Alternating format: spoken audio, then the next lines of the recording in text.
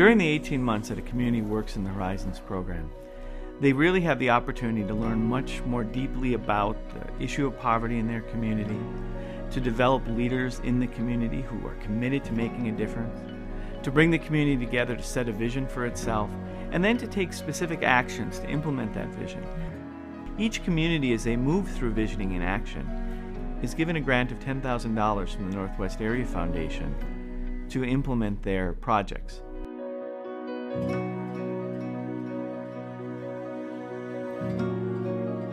This is a pumpkin. It's not quite ready yet, but it'll do for show. My husband and I really want people to understand where their food comes from. That's part of our goal of our farm. I never had the idea of starting a community garden. I never did. The idea came out at the study circle talking, and it was just like, this is what we have to do. This is what our community needs. This is for the whole area of Pine City. Everyone has the option of having their own area and grow their own food. They are thrilled to take the items home with them, plus being able to share it with the food shelf. Most of the food we're growing here is going to go to the food shelf. It's where people get free food because they're running out of money and they can't afford food. Last year, the youth gardens gave over 300 pounds of food to the food shelf.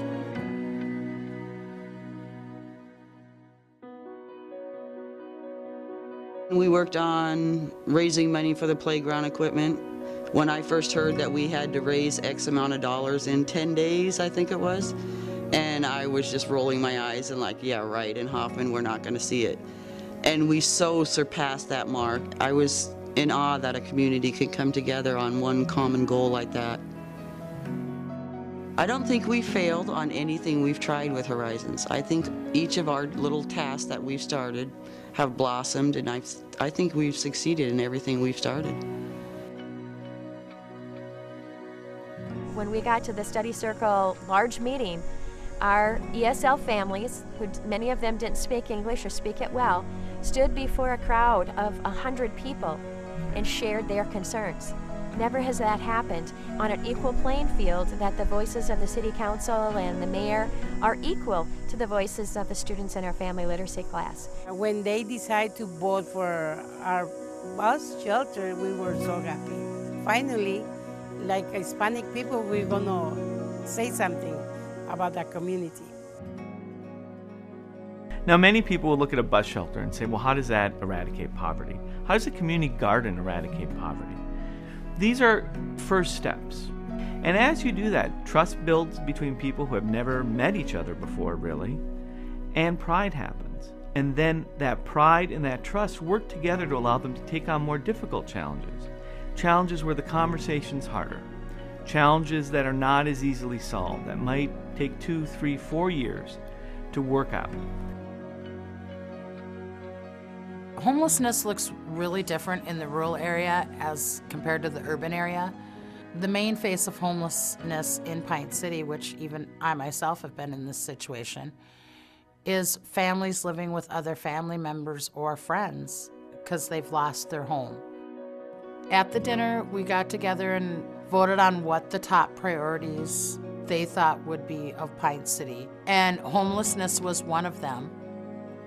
Our short-term goal for homelessness would be to set up the transitional housing, and our long-term goal would be to actually open a shelter. Aunt Dee's Miracle on 5th Street is right now, I'm probably up to 30 vendors of different types, from wood products, glass products, candles, jewelry. Horizons got the ball rolling. It needs people to say, we believe in you, we know it's expensive, we're gonna give you a try.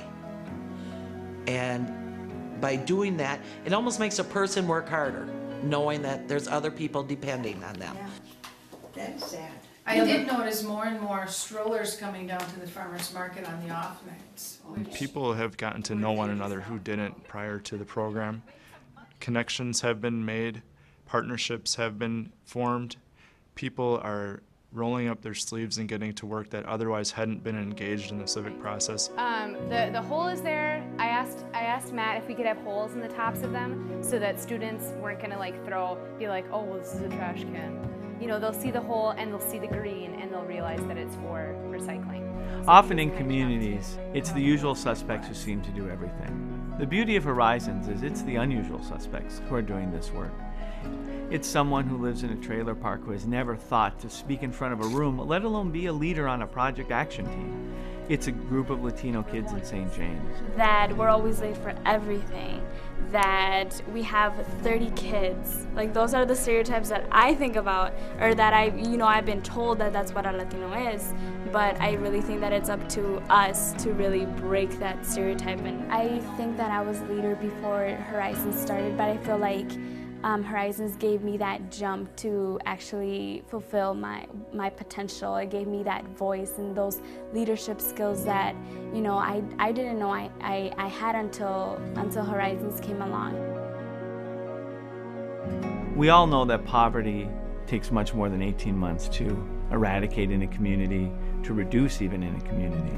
By working together, though, a community can set a new course for itself, for its families, to reduce the impact of poverty and reduce poverty in that community.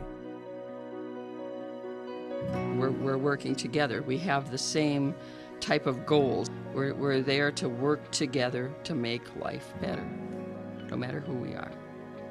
It's a beautiful feeling to know that you're a part of something larger than yourself. And that's what the recycling project, that's what Horizons is about doing something for the greater good.